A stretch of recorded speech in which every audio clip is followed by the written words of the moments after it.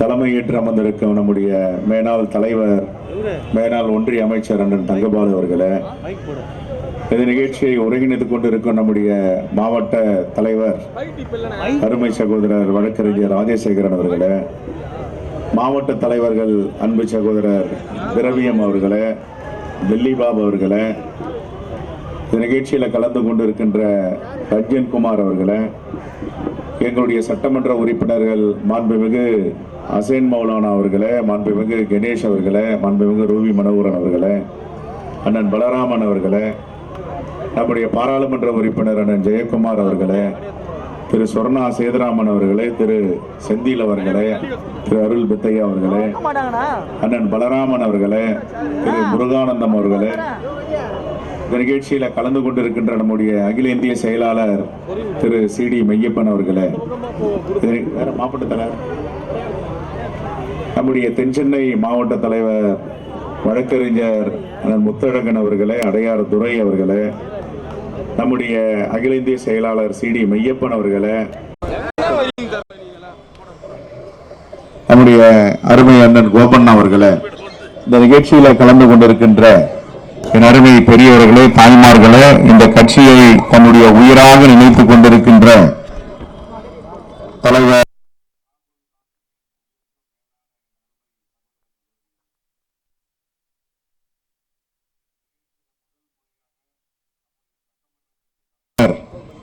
அன்பு சகோதரர் ராஜேஷ்குமார் அவர்கள் கலந்து கொள்ளுகிறார்.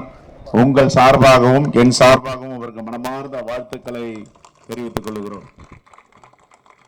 எதற்காக இந்த ஆர்ப்பாட்டம்?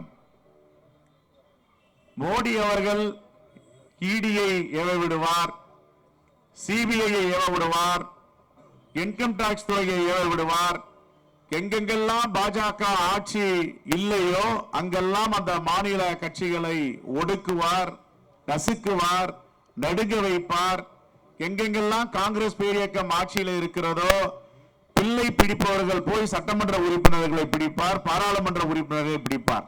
இதுதான் நரேந்திர மோடி, பாஜக, RSS. ஒரு கட்சிக்கும் ஒரு நோக்கம் இருக்கிறது. இந்திய தேசிய காங்கிரஸ் எதற்காக துவங்கப்பட்டது? இந்திய தேசிய காங்கிரஸ் நோக்கம் என்ன என்று நாம் படித்தால் தெரியும். விடுதலை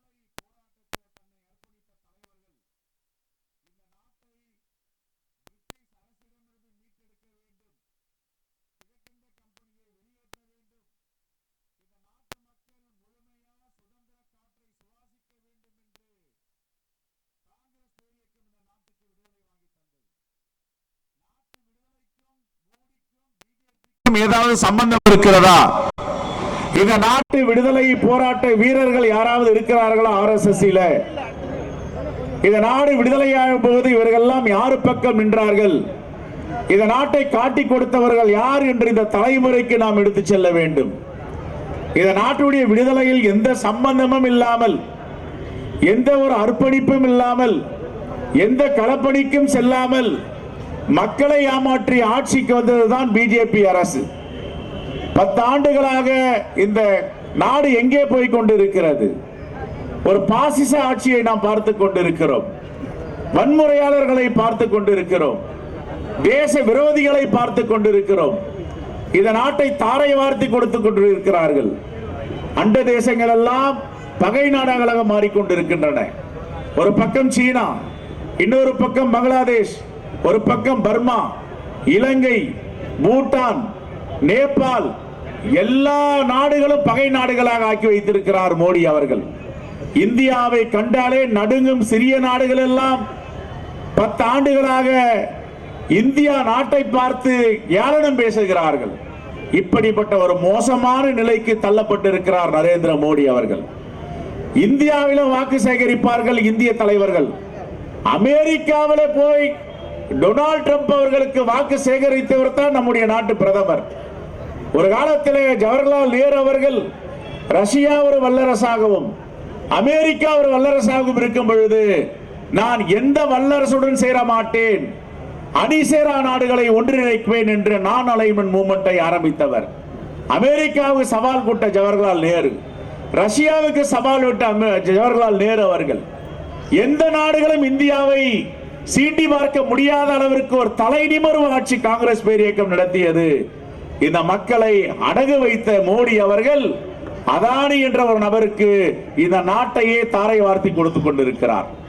நிர்மலா சீதாராமன் நிதித்துறை அமைச்சர் அவர் பேசும்போது சொல்லுகிறார் வராக்கடன் 4% என்று. வராக்கடன் 4% எப்படி ஏற்பட்டது? யாரால் தயாரிக்கப்பட்டது? அதானி போன்ற பணக்காரர்களுக்கு 16 லட்சம் கோடி ரூபாயை இந்திய மக்களுடைய வரி பணத்தை தாரை வார்த்து கொடுத்திருக்கிறார்கள். ஆக இப்படி மாயாஜாலம் செய்து ஏழை எளிய மக்கள் வயிற்றில் அடைத்து முதலாளிகளை உருவாக்கி கொண்டிருக்கின்ற மோடி அரசு முதலாளிகளுடைய அரசாக இருக்கிறது, ஏழை எளிய மக்களுடைய அரசாக இல்லை. எதற்காக இந்த ஆர்ப்பாட்டம்? ஏன் இந்த ஆர்ப்பாட்டத்தை நாடு முழுவதும் நாம் அரங்கேற்றி இருக்கிறோம்? 400 தொகுதியிலே வெற்றி பெறுவார் என்று அவர் கூறியதாக அண்ணன் ஜெயக்குமார் அவர்கள் இங்க உரையாற்றினாரே. 400 தொகுதியில் வெற்றி பெறுவதற்கு தைரியம் இருந்தால், நம்பிக்கை இருந்தால், எதற்காக காங்கிரஸ் பேரியக்கத்துடைய கணக்குகளை முடக்குகிறீர்கள்? என்ன பயம், என்ன அச்சம்? எங்களிடம் உங்களை போன்ற 5000 கோடி ரூபாய்க்கு மேல் தேர்தல் பத்திரத்தை நாங்கள் வாங்கி இருக்கிறோமா? இந்தியாவில் இருக்கின்ற ஒரே கட்சி 5000 கோடிக்கு மேல் தேர்தல் பத்திரத்தை வாங்கியிருக்கிறார். எந்த கட்சி என்று அனைவருக்கும் தெரியும். உச்சநீதிமன்றத்தில் சில நேரங்களில் ஜனநாயகம் மலரும். இந்த தேசத்திற்கு ஒரு செய்தியை சொல்லுவார்கள், இன்னும் நீதி செத்து போகவில்லை, நீதி இருக்கிறது என்று. அந்த அடிப்படையில் தான் சில தினங்களுக்கு முன்பு தேர்தல் பத்திரம் செல்லாது, அதை திருப்பி அளிக்க வேண்டும், யார் யாரிடம் நீங்கள் பெற்றீர்களோ அதை மக்களுக்கு தெரியப்படுத்த வேண்டும் என்று உச்சநீதிமன்றம் தீர்ப்பளித்திருக்கிறது. இப்பொழுது பட்டியல் வரப்போகிறது மார்ச் இறுதிக்குள். எந்த நாட்டிடம் வாங்கினார், எந்த தொழில் அதிபரிடம் முதலாளிகளிடம் பிஜேபி அரசு மோடி வாங்கினார், எந்தெந்த அந்நிய சக்திகளிடம் நிதி பெறப்பட்டது என்ற உண்மைகள் தேர்தலுக்கு முன்பாக வரவிருக்கிறது. ஆகவே இவருடைய கொக்கரிப்பு 400 தொகுதிகள் வெற்றி பெறுவோம் என்றால் நாங்கள் சாதாரண மக்களிடம் பெறப்பட்ட நிதிகள், எதற்காக எங்களுடைய நிதிகளை முடக்கினீர்கள்? எதற்காக இந்த செயல்? செக்ஷன் 109 இன்கம் டாக்ஸ் ஆக்ட் என்ன சொல்லுகிறது? ஒருவரிடமும் 31ஆம் தேதி மார்ச் மாதம் தன்னுடைய கணக்கு வழக்குகளை தாக்கல் செய்ய வேண்டும். நம்முடைய தலைவர்கள் கூட சில தொழிலதிபர்களுக்கு இருக்கிறார்கள், தொழில் செய்வோர்கள் இருக்கிறார்கள், ஏன் தனியாக வரி கட்டுபவர்கள் இருக்கார்கள். 31ஆம் தேதி மார்ச் மாதம் நாம் கணக்குகளை ஒப்படைக்க வேண்டும் அல்லது கணக்குகளை தாக்கல் செய்ய வேண்டும். நாம் ஏற்கனவே 22ஆம் தேதி பிப்ரவரி மாத கணக்குகளை எல்லாம் தாக்கல் செய்து விட்டோம். எதற்காக இப்பொழுது வங்கி கணக்கை முடக்குகிறீர்கள்? என்ன காரணம்? நம்முடைய அகில இந்திய காங்கிரஸ் கமிட்டி 2-3 கணக்குகளை வைத்திருக்கிறது. அதை முடக்குவதற்கு 2019ஆம் ஆண்டு நடந்த வழக்கை இப்பொழுது 2024 முடுக்கிறீர்களே. 5 வருடங்களுக்கு பிறகு என்ன நாடோதயம் மோடிக்கு பிறந்தது? என்ன நாடோதயம் சீதாராமனுக்கு பிறந்தது? நான் கேட்கும் கேள்வி எல்லாம் செக்ஷன் 139 என்ன சொல்லுகிறது? செக்ஷன் 139 அடிப்படையில் நீங்கள் தாக்கல் செய்யவில்லை என்று சொல்லுகிறீர்களே. இந்தியா முழுவதும் எல்லோருக்கும் மார்ச் 31 என்றால் காங்கிரசிற்கு மட்டும் எப்படி ஜனவரி பிப்ரவரி மாதம் 19ஆம் தேதி வரும்? நாம் 22ஆம் தேதியை தாக்கல் செய்திருக்கிறோம் 2019ஆம் ஆண்டு. இது ஒரு வழக்காக சொல்லுகிறார்கள். இன்னொன்று, நம்முடைய பாராளுமன்ற சட்டமன்ற உறுப்பினர்கள் 63 பேர் 11,59,000 ரூபாய் கட்சிக்கு கொடுத்திருக்கிறார்கள். அது எல்லாம் ஒரு சம்பள பணம். அந்த சம்பள பணம் எப்படி நிதியா டொனேஷனாக மாறும் என்ற ஒரு புதிய கணக்கை இவர்கள் சொல்லுகிறார்கள். ஆக என்ன வேண்டுமானால் சொல்லுவார்கள். நரேந்திர மோடி அவருடைய ஆட்சி எதை நோக்கி போகிறது என்றால் சீனாவை நோக்கி போகிறது, வடகொரியாவை நோக்கி போகிறது. எல்லோருக்கும் தெரியும் சீனாவில் எப்படிப்பட்ட ஆட்சி நடக்கிறது, வடகொரியாவில் எப்படிப்பட்ட ஆட்சி நடக்கிறது, ஜெர்மனியில எப்படிப்பட்ட ஆட்சி நடந்தது என்று. ஒன்று மட்டும் என் அருமை தோழர்களே, தலைவர் பெருமக்களுக்கு சொல்லுவது, வின்சன் சர்ச்சில் என்று ஒரு பிரதமர் அதிபர் இருந்தார் அமெரிக்காவில். 2ஆம் உலகப் போர் நடந்தது. 2ஆம் உலகப் போரில் உலகம் முழுவதும் ஒரே ஒரு கதாநாயகனை தூக்கி வைத்து கொண்டாடியது. அதுதான் வின்சன் சர்ச்சில். 2ஆம் உலகப் போரில் ஜெர்மனை வீழ்த்தினார். நாடுகள் எல்லாம், அமெரிக்க பத்திரிகை எல்லாம் இன்னும் 50 ஆண்டுகளுக்கு இவர்தான் இந்த உலகத்தின் ஹீரோ என்று எழுதினார்கள். 46ஆம் ஆண்டு போருக்கு பிறகு 2 ஆண்டுகளில் தேர்தல் வருகிறது. இங்கிலாந்து மக்கள் அவரை தோற்கடிக்க செய்தார்கள். நரேந்திர மோடி அவர்களே, இந்த வரலாற்றை எல்லாம் நீங்கள் மனதில் வைத்துக் கொள்ளுங்கள். தோற்கடிக்க முடியாத சக்தி நீங்கள் இல்லை. இங்கே பேசிய தலைவர்கள் EVM இயந்திரத்தை கையில் வைத்துக் கொண்டு அவர் ஆட்டம் போடுகிறார் என்று சொன்னார்கள். மக்கள் புரட்சி ஏற்படும், மக்கள் நடுவீதிக்கு வருவார்கள். இந்த EVM அனுமதிக்க மாட்டார்கள். ஒரு முறையும் இந்த இயந்திரத்தை வைத்து நீங்கள் விளையாட முடியாத இயற்கையோடு என்பதை புரிந்து கொள்ள வேண்டும்.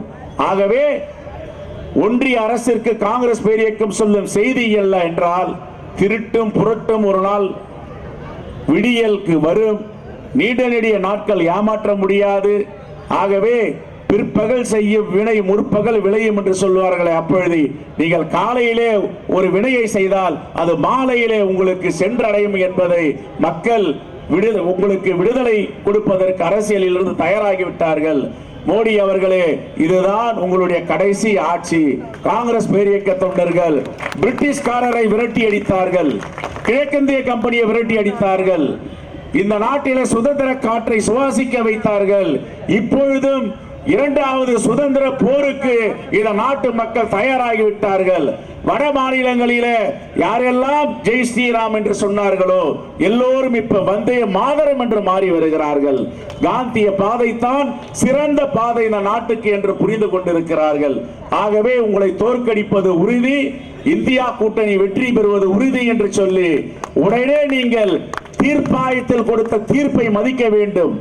இன்கம் டாக்ஸ் மத்திய வருவாய்த்துறை எப்படி முடக்கியதோ அந்த வங்கி கணக்கை தீர்ப்பாயம் அதை உடனே விடுவித்தது.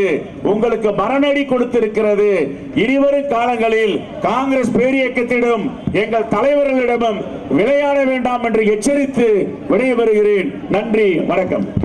அடுத்தபடியாக தமிழ்நாடு காங்கிரஸ் கமிட்டி தலைவர்